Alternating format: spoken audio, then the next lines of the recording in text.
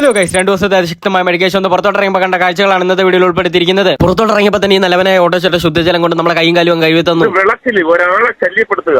പോക്ക് കണ്ടിട്ട് ശൗചാലയത്തിൽ പോകാനുള്ള വെപ്രാളമാണെന്ന് തോന്നുന്നു. ഇതാണ് ലോക പ്രശസ്തമായ അമ്മച്ചിവീട് ജംഗ്ഷൻ. ഇവിടുന്ന് ഞാനും എന്റെ ചങ്കും കൂടെ ആദ്യം പോയത് റെയിൻകോട്ട് മേടിക്കാനാണ്. പോകുന്ന വഴി കൊല്ലം ജില്ലയിലെ ഒട്ടനവധി കഴിവേറിയ കലാകാരന്മാർ പഠിച്ച സ്കൂളും കാണാനിടയായി.